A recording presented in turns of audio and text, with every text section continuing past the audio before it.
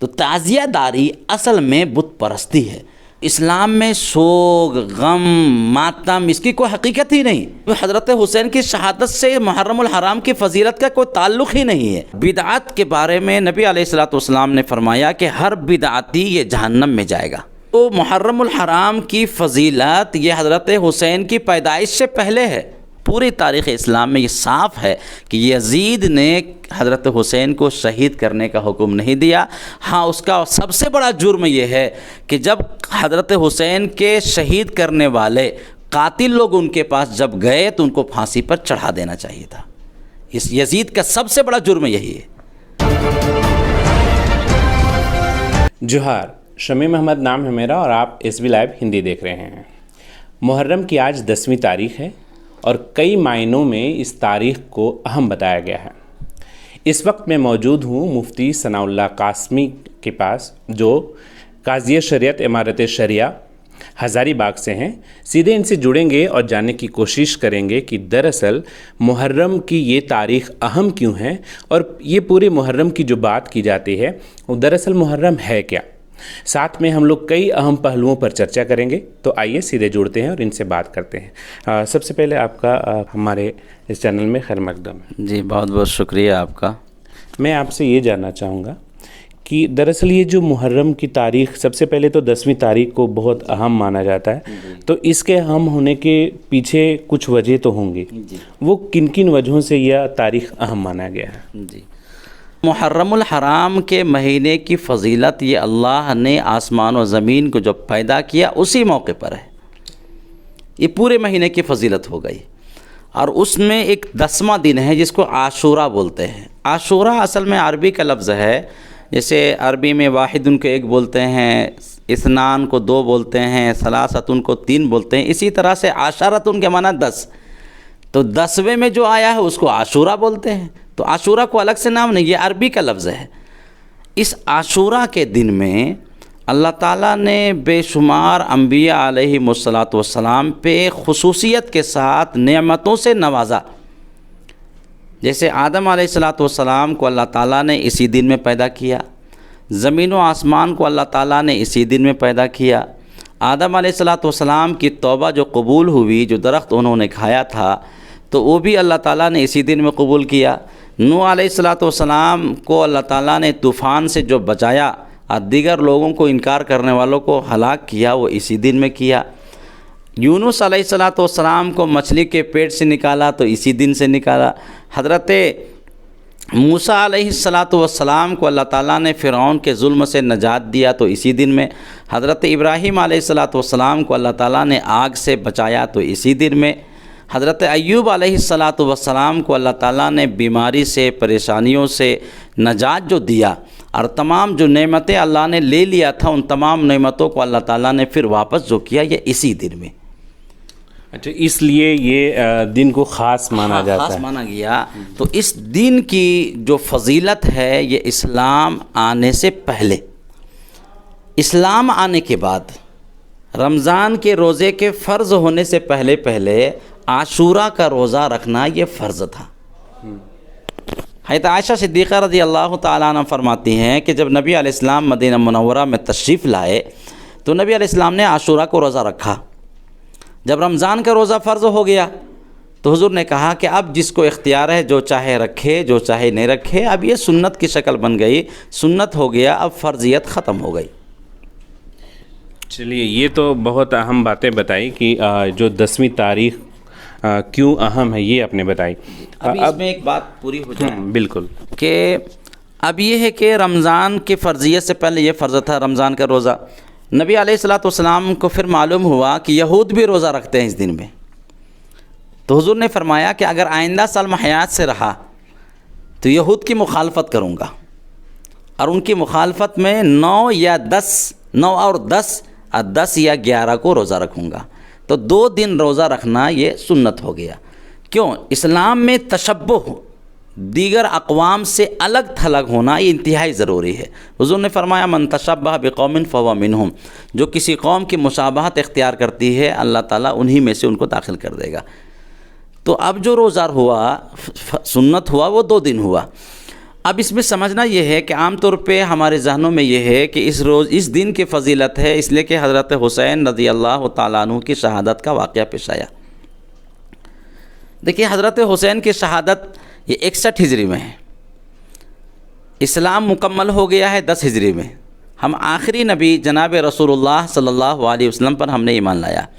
اللہ کے نبی کے بعد کوئی نبی آنے والا نہیں، نبوت کا دروازہ بند ہو گیا، وحی کا دروازہ بند ہو گیا۔ قرآن پاک میں اللہ نے اعلان کر دیا الیوم اکملت لکم دینکم، میں نے اسلام کو مکمل کر دیا۔ اب اسلام میں 1 انچ کے برابر بھی کمی اور بیشی نہیں ہو سکتی۔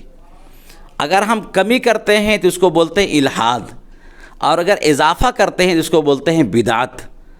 اور بدعت کے بارے میں نبی علیہ الصلوۃ والسلام نے فرمایا کہ ہر بدعتی یہ جہنم میں جائے گا۔ اس کی وجہ یہ ہے کہ بدعتی گویا کہ یہ دعویٰ کرنا چاہتا ہے کہ اسلام مکمل نہیں ہوا۔ اللہ کہتا ہے اسلام مکمل ہو گیا، اور یہ بولتا ہے کہ اسلام مکمل نہیں ہوا، تو گویا کہ اس نے اللہ پر الزام لگایا، نبی پر بھی الزام لگایا کہ جو باتیں اللہ تک پہنچنے کا ذریعہ تھی وہ اللہ کے نعوذ باللہ اللہ کے نبی نے پہنچایا نہیں۔ تو محرم الحرام کی فضیلت یہ حضرت حسین کی پیدائش سے پہلے ہے۔ حضرت حسین رضی اللہ تعالیٰ عنہ پیدا بھی نہیں ہوئے تھے، اسی وقت سے حضرت اس روزے کی فضیلت بھی ہے اور عاشورے کی فضیلت بھی ہے۔ اتفاق یہ ہے کہ حضرت حسین رضی اللہ تعالیٰ عنہ 61 ہجری میں، یعنی حضور 10 ہجری میں وفات پا گئے، 50 سال کے بعد حضرت حسین کی شہادت کا واقعہ پیش آیا۔ تو اب حضرت حسین کی شہادت سے محرم الحرام کی فضیلت کا کوئی تعلق ہی نہیں ہے۔ ایک فائدہ ہوا کہ حضرت حسین کی شہادت کی فضیلت بڑھ گئی عاشورہ کی وجہ سے۔ جیسے میں برابر ایک لوگوں کو مثال دیتا ہوں، اس جمعے کے دن میں فضیلت ہے حدیث پاک میں کہ اگر کسی کا انتقال ہو جائے تو اللہ تعالیٰ اس کو قبر کے عذاب سے بچا لیتے ہیں۔ اب کسی نیک آدمی کا، بزرگ کا اگر انتقال جمعے کے دن میں ہو جائے تو یوں کہا جائے گا کہ جمعے کی وجہ سے ان کی موت میں فضیلت میں اضافہ ہو گیا۔ اسی طرح سے محرم الحرام کی فضیلت اللہ نے پہلے سے رکھی، انبیاء علیہ الصلوۃ والسلام پہ نعمتوں کے اللہ نے اسی دن بارشیں برسائی، اور اسی دن میں حضرت حسین کی شہادت ہوئی، تو گویا کہ شہادت کی فضیلت اور بڑھ گئی۔ لیکن جو عام یواؤں میں جو ذہن و دماغ پہ ہے وہ دراصل جاننا چاہتے ہیں، کئی لوگوں سے میں بھی جاننے کی کوشش کی تو وہ بہت جان نہیں پاتے ہیں، تو محرم کو سیدھے وہ جوڑ دیتے ہیں 10ویں تاریخ کو حضرت حسین رضی اللہ تعالیٰ عنہ کے شہادت سے۔ کچھ فرقے میں کیا ہوتا ہے کہ غم کا جو ہے غم کے طور پر اسے لوگ مناتے ہیں۔ تو سب سے پہلے میں آپ سے یہ جاننا چاہوں گا کہ یہ غم منانے کی شروعات، جیسا کہ جو میں نے کچھ جگہوں پہ پڑھا ہے اس میں یہ پتہ چلا کہ شہادت کے 291 سال کے بعد جو ہے وہ غم منانے کی سلسلہ معز الدولہ ایسا نام بتایا جائے تو ان سے شروع ہوتا ہے۔ تو اس میں کتنی سچائی ہے اور یہ کیسے یہ جو ہے پھر وہ چلن میں آ گیا، میں آپ سے جاننا چاہوں گا۔ دیکھیے اصل ہوا کیا کہ اسلام میں تو حدیث پاک میں صراحتاً رسول اللہ صلی اللہ علیہ وسلم نے فرمایا من کان یؤمن باللہ والیوم الآخر، جو اللہ اور آخرت پر یقین رکھتا ہو اس کے لیے قطعاً جائز نہیں ہے کہ کسی کے انتقال پہ 3 دن سے زیادہ غم کا اظہار کرے، مگر بیوی کے لیے اپنے شوہر کے انتقال پہ 4 مہینہ 10 دن عدت میں رہنا، خوشبو استعمال نہیں کرنا، یہ 3 چیز ضروری ہو گئی۔ ام حبیبہ رضی اللہ تعالی عنہ کے والد محترم ابو سفیان جو ہے معاویہ کے والد محترم تھے، ان کا انتقال ہوا تو ام حبیبہ رضی اللہ تعالی عنہ نے خوشبو کو منگایا اور بدن میں لگایا اور کہا کہ مجھے خوشبو کی ضرورت نہیں ہے اب، لیکن میں اس بات کو بتانے کے لیے میں نے خوشبو لگایا ہے کہ 3 دن سے زیادہ غم جائز نہیں ہے۔ تو اسلام میں سوگ، غم، ماتم اس کی کوئی حقیقت ہی نہیں۔ نبی علیہ الصلوۃ والسلام نے فرمایا من لطم الخدود، دوسری روایت میں ہے من ضرب الخدود وشق الجیوب ودعا بدعوی الجاہلیہ فلیس منا، جو کسی کے غم میں چہرہ پر مارے، گریبان کو پھاڑے اور زمانے جاہلیت کی طرح پکارے، جیسے اس زمانے میں پکار رہے ہیں لوگ یا حسین یا علی یا حسین پکار رہے ہیں، وہ ہم میں سے ہے ہی نہیں۔ یہ مسلم شریف کے الفاظ ہیں۔ اب اس مجلس میں تو 3 دن سے زیادہ جائز ہی نہیں ہے۔ اگر شہادت پہ یا غم پہ کسی طرح کا منانا شریعت میں جائز ہوتا تو نبی علیہ الصلوۃ والسلام کی بیٹیاں حضور کی زندگی میں انتقال کر گئی، 3 بیٹیاں، کوئی ثابت نہیں کر سکتا ہے۔ کہ حضور نے کبھی غم منایا ہو.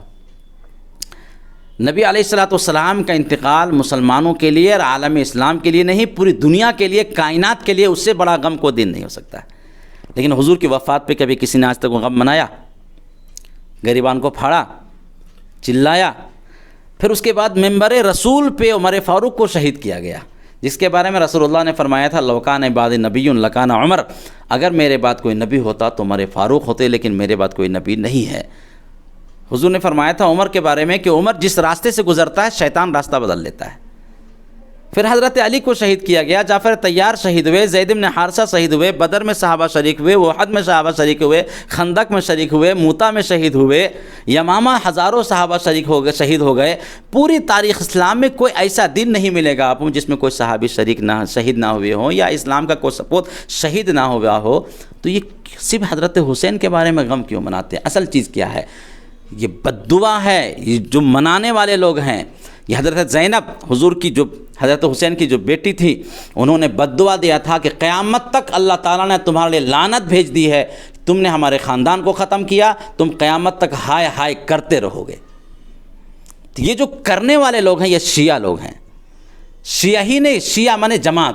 یہ شیعان علی اپنے آپ کو کہتے تھے، جو عبداللہ ابن سبا کی ٹیم کے لوگ تھے، شیعان علی اپنے آپ کو کہتے تھے. شیعہ مانے جماعت ہے. وہی لوگوں نے شہید کیا اور اللہ تعالیٰ نے لعنت بھیجی آج بھی کہ وہ لوگ عقائد کے اعتبار سے بھی کافر، اعمال کے اعتبار سے بھی کافر، اور محرم آنے کے بعد تو مارنا، گریبان پھاڑنا اور نوچنا اور زنجیروں سے مارنا اور یہ کرنا وہ کرنا، ماتم کرنا، تو تماشا بنا ہوا. یہ اصل شیعوں سے شروع ہوا ہے، اور یہ شروع ہوا 382 ہجری میں. یہ شروع ہوا نا، یہ 382 کے قریب. کہیں 352 کا ذکر ہے. ہاں، کسی نے ابن ابویہ کا ذکر کیا، کسی نے معاذ الدولہ کا ذکر کیا ہے. اس کے بعد وہاں شروع ہوا تھا. لیکن ہندوستان میں جو شروع ہوا ہے یہ تیمور لنگ کے 880 ہجری میں. تیمور لنگ کیا تھا؟ شیعہ تھا. وہ برابر جو ہے حضرت حسین کے مزارات پہ وہ جایا کرتا تھا.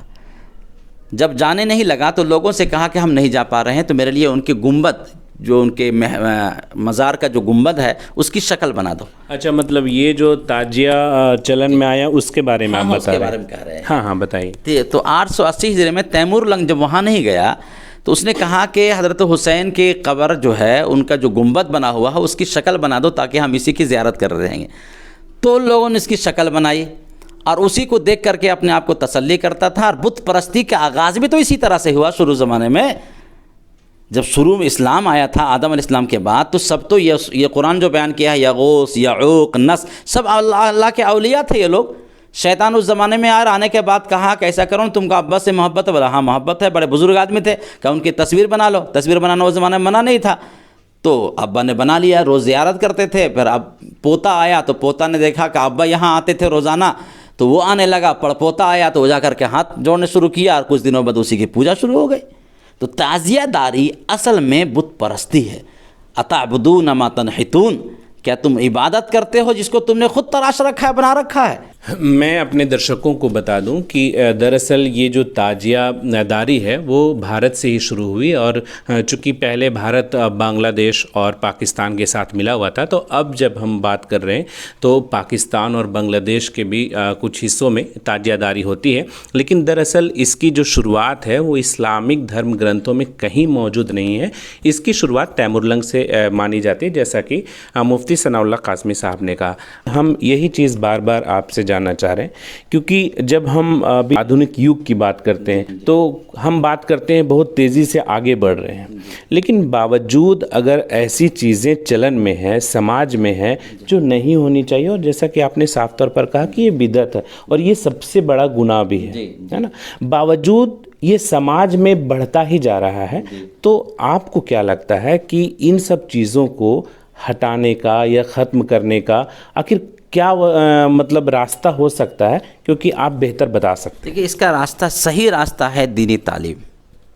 لوگوں کو قرآن اور سنت سے جوڑا جائے، لوگوں کو بتایا جائے کہ اسلام کی بنیاد ہے قرآن اور احادیث مبارکہ. اس کے خلاف جو بھی ملے وہ باطل ہے. نبی علیہ السلام نے فرمایا ترکتم فیکم امرین لن تضلوا ما تمسکتم بہما، کہ میں تمہارے درمیان دو چیزوں کو چھوڑ کے جا رہا ہوں، جب تک کہ تم مضبوطی سے تھام لوگو کبھی گمراہ نہیں ہوگے، بھٹکو گے نہیں۔ کہ اللہ کی کتاب ہے و سنت رسول ہی، اور رسول کی سنت ہے۔ تو یہ جب تک کہ ہم لوگوں میں قرآن پاک کو عام نہیں کریں گے، احادیث مبارکہ کو عام نہیں کریں گے، قرآن کی تفسیر کو عام نہیں کریں گے، لوگوں کو قرآن سے جوڑیں گے نہیں، تب تک یہ خرافات ختم نہیں ہو سکتے ہیں۔ لوگوں کو بتانا ہوگا کہ اسلام کیا ہے، اسلام کی صحیح تعلیمات کیا ہے۔ لیکن یہ جو بڑی بات ہے وہ میں آپ سے سیدھے طور پہ اس لیے جاننا چاہوں گا کیونکہ آپ مفتی ہیں اور ایک بڑے طبقے میں آپ کی پہنچ ہے اور آپ کو لوگ بہت بہتر مانتے ہیں۔ اس لحاظ سے ایسے کئی علماء ہمارے ہزاری باغ اور دیگر جگہوں پہ ہیں، تو آپ لوگوں کی ذمہ داری اس میں کیسے بنتی ہے، اور اس میں آنے والے سمے میں آپ لوگ کس طریقے کا پہل کر سکتے ہیں یا کرنے والے ہیں، اور کیا لگتا ہے کہ اسے مطلب سماپت ہونے میں کیا وقت لگ سکتا ہے؟ دیکھیے، کسی چیز کو ختم ہونا یا نہ ہونا یہ کوئی وقت تعین نہیں ہے۔ اللہ جس کو چاہتا ہے ہدایت دیتا ہے۔ ہم علماء حق کا کام ہے لوگوں تک پیغام پہنچا دینا۔ نبی علیہ الصلوۃ والسلام نے اپنے زمانے میں بھی اسلام کی تبلیغ کی، لیکن سب مسلمان نہیں ہوئے۔ ہمارا کام ہے اسلام کی حقانیت کو بتانا، اب دلوں میں اتارنا اللہ کا کام ہے۔ ہم جمعہ میں باضابطہ پروگرام میں جا کے بتاتے ہیں، بہت سارے جگہوں پر اللہ کا شکر ہے لوگوں نے چھوڑ دیا۔ خود میرے گاؤں میں باضابطہ طور پہ تعزیہ بنتا تھا، لوگ گاتے تھے اور بڑی وہ جھومتے تھے، لیکن میں جب آیا فارغ ہو کر کے لوگوں کو سمجھایا تو اللہ کا شکر ہے کہ میرے گاؤں میں مکمل طور پہ محرم ہی ختم ہو چکا ہے۔ اب لوگ روزہ رکھتے ہیں، اس کے علاوہ کچھ نہیں کرتے ہیں۔ تو اسی طرح سے محنت کرنے کی ضرورت ہے۔ ابھی 2-4 ویڈیو بھی لوگوں نے ڈالا ہے کہ وہاں کے علماء نے مل کر کے تمام تعزیہ کو جلایا، ڈھولک کو جلایا۔ تو یہ سب کام ہوتا ہے پیار سے، محبت سے، سختی کے ساتھ نہیں۔ ادعو الی ربک بالحکمۃ والموعظۃ الحسنہ، رب کی طرف بلاؤ حکمت کے ساتھ، نرمی کے ساتھ، سختی سے کوئی کام نہیں ہوگا۔ یہ جو کام کیا جا رہا ہے یہ جہالت کے انداز میں کیا جا رہا ہے۔ ان کو بتانا ہوگا کہ آپ جو کام کر رہے ہیں، سے منتیں مان رہے ہیں لوگ، غیر اللہ کی منت مننا جائز نہیں ہے۔ اللہ نے قرآن پاک میں صاف کہہ دیا ہے کہ اللہ تعالیٰ نے مردار کو حرام کیا، وما اہل لغیر اللہ، اور ان تمام چیزوں کو حرام کر دیا جو اللہ کے علاوہ کے نام کے لیے مانا گیا یا ذبح کیا گیا۔ آج حضرت حسین کے نام پہ لوگ جانور ذبح کرتے ہیں، یہ ما اہل لغیر اللہ قرآن پاک میں داخل ہے۔ تو اصل جہالت ہے، اسلام کی تعلیمات کو عام کرنے کی ضرورت ہے، اور لوگوں میں قرآن و سنت کو جوڑا جائے صحیح طور پہ، تو انشاءاللہ یہ سب چیزیں ختم ہو جائے گی۔ تو یہ تھے قاضی شریعت امارت شریعہ مفتی ثناء اللہ قاسمی، جنہوں نے صاف طور پر کہا کہ دین کو عام کرنے کی ضرورت ہے۔ جب دین عام کیا جائے گا تو ظاہر سی بات ہے کہ جو برائیاں ہیں وہ دھیرے دھیرے سماج سے سماپت ہوتی جائے گی۔ لیکن یہاں پر جو عام لوگ ہیں ان کے لیے بھی یہ ضروری ہے کہ جو پرو، تہوار یا کچھ بھی آپ مناتے ہیں تو اس کے بارے میں آپ کو جانکاری ہونا ضروری ہے۔ کئی بار ہم انجانے میں ایسا کام کر بیٹھتے ہیں جو صحیح نہیں ہوتا ہے، تو کئی لوگ انجانے میں ایسے گناہ کر بیٹھتے ہیں۔ تو ضروری ہے عام لوگوں کو بھی کہ جب بھی آپ کوئی کام کرے تو اس کام کی تحقیق ضرور کریں، اس کے بارے میں جاننے کی کوشش ضرور کریں۔ Subscribe now and press the bell icon. Never miss an update.